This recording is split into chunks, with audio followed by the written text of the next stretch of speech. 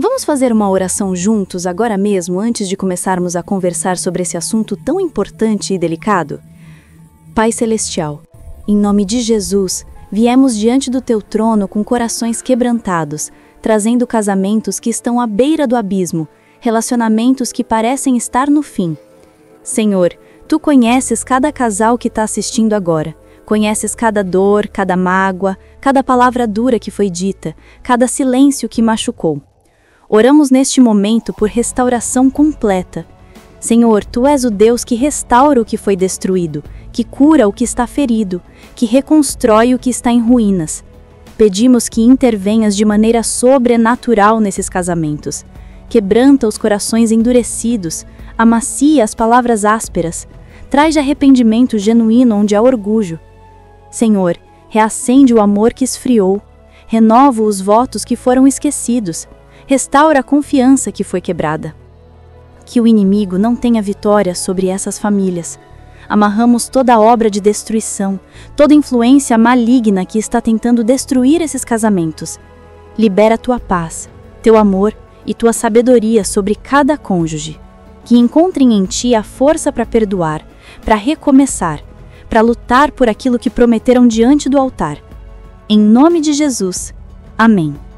Queridos irmãos e irmãs, sei que muitos de vocês que estão assistindo agora estão vivendo um dos momentos mais dolorosos e difíceis que um ser humano pode experimentar.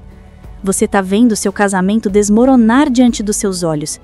Aquela pessoa que você amou, com quem você sonhou construir uma vida inteira, com quem você trocou votos sagrados diante de Deus e de testemunhas, agora parece um estranho vivendo sob o mesmo teto.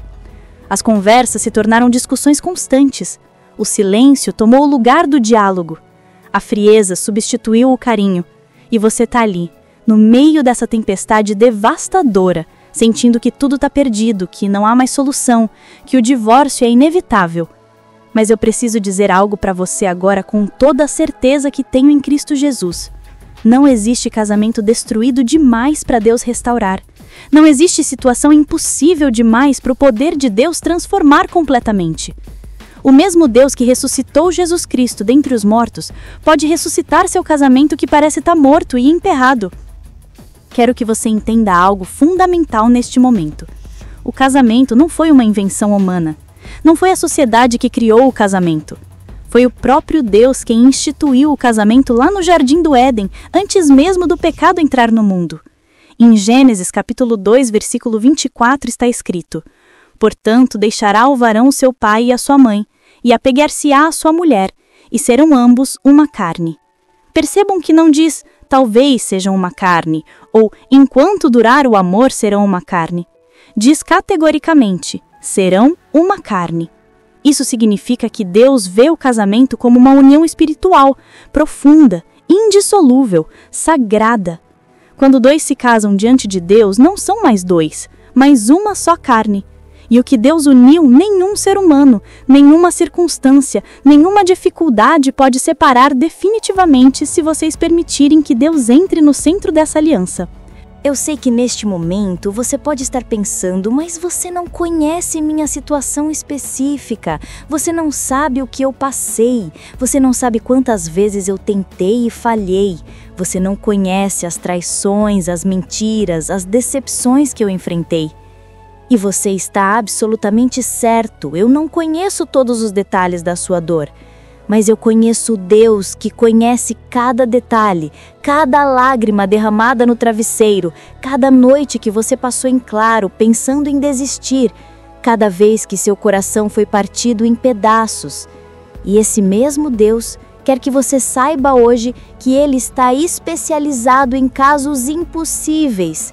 Ele tem prazer em fazer o que é humanamente impossível. A Bíblia está repleta de histórias de restauração que pareciam absolutamente impossíveis. Pense em José e seus irmãos. Eles o venderam como escravo, desejaram sua morte, destruíram sua vida, causaram sofrimento indescritível.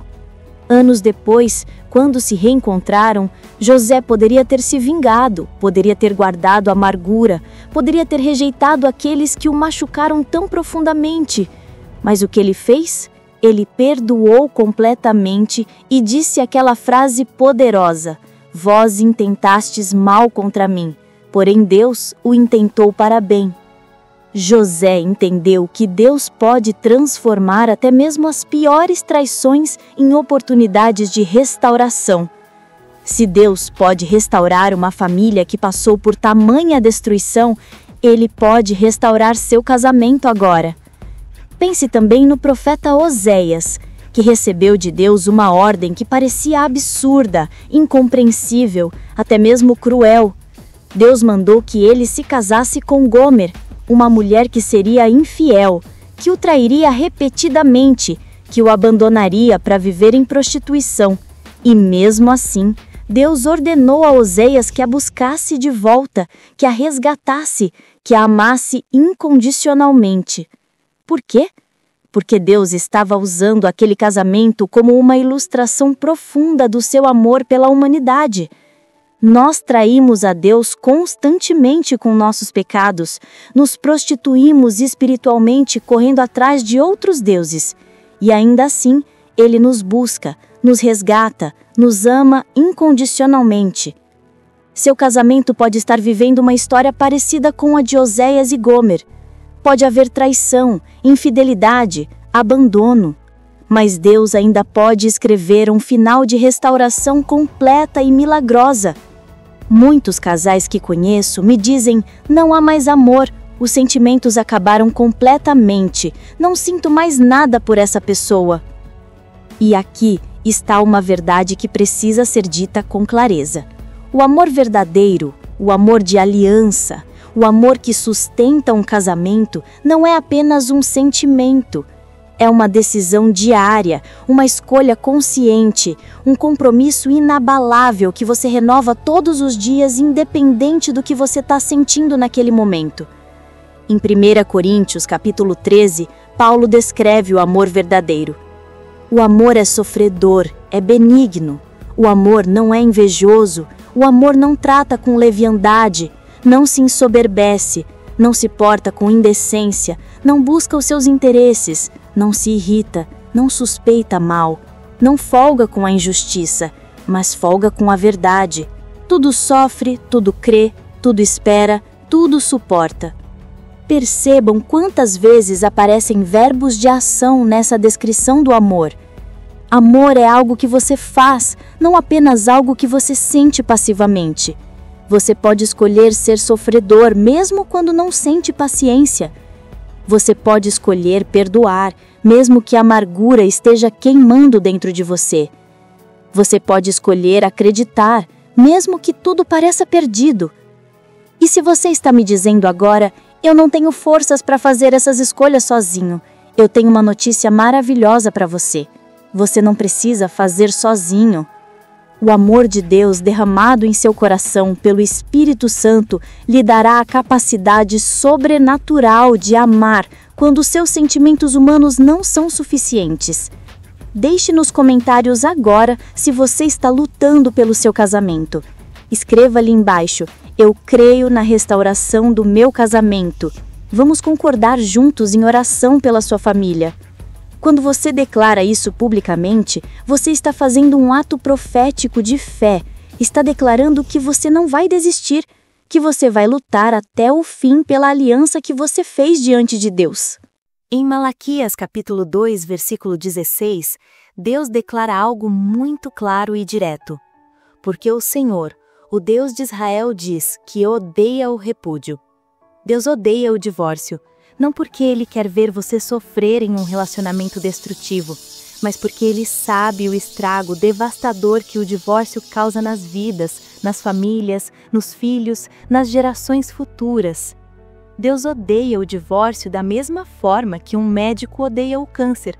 Não é ódio contra as pessoas, mas contra aquilo que destrói o que Ele criou com tanto amor e propósito.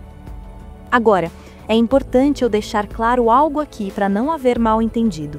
Não estou dizendo que você deve permanecer em um relacionamento onde há violência física, abuso ou perigo real para a sua vida ou de seus filhos.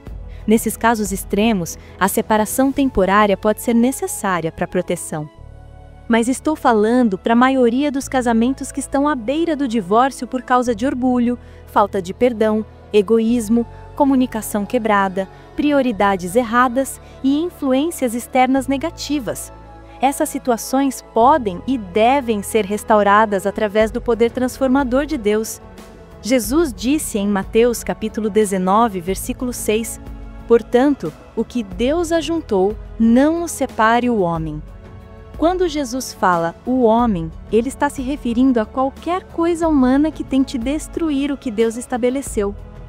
Isso inclui o orgulho que impede de pedir perdão, a amargura que guarda rancor de ofensas passadas, o egoísmo que coloca suas próprias necessidades acima das do cônjuge, a falta de comunicação que deixa os problemas se acumularem até explodirem, e as influências externas de pessoas que, ao invés de ajudar, ficam colocando mais lenha na fogueira do conflito.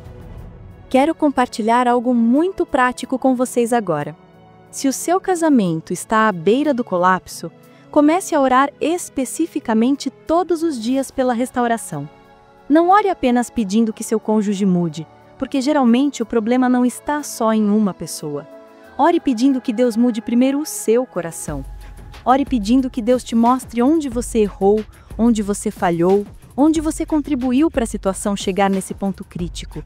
Ore pedindo humildade para reconhecer seus erros e coragem para pedir perdão genuinamente. Ore pedindo que Deus te dê olhos para ver seu cônjuge da maneira que ele vê, não através das falhas e decepções, mas através do potencial e do propósito que Deus tem para aquela pessoa. Ore pedindo sabedoria para saber quando falar e quando ficar em silêncio, quando confrontar e quando deixar que Deus trabalhe diretamente no coração da outra pessoa. A oração é a arma mais poderosa que você tem nessa batalha pela restauração do seu casamento. Não subestime o poder da intercessão persistente e cheia de fé.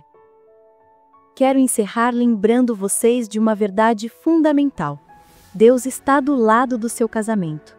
Ele não desistiu da sua família, ele não olha para a sua situação e pensa que está impossível demais. Ele é especialista em ressuscitar o que estava morto, em reconstruir o que estava destruído, em restaurar o que parecia irreparável. O casamento foi ideia de Deus desde o princípio, e Ele tem todo o interesse em ver seu casamento restaurado, renovado, fortalecido. Não desista agora. Não jogue a toalha quando você está tão perto do milagre. Continue orando, continue acreditando, continue lutando. As promessas de Deus são fiéis e verdadeiras, e Ele pode fazer infinitamente mais do que tudo o que pedimos ou pensamos. Deixe nos comentários agora: "Eu creio na restauração do meu casamento." Declare isso pela fé e escreva o nome do seu cônjuge para que possamos orar juntos. Vamos concordar em oração pela sua família, pela renovação do amor, pela cura das feridas, pela restauração completa. Deus está ouvindo cada palavra, vendo cada lágrima, e Ele vai agir poderosamente na sua vida. Creia nisso com todo o seu coração.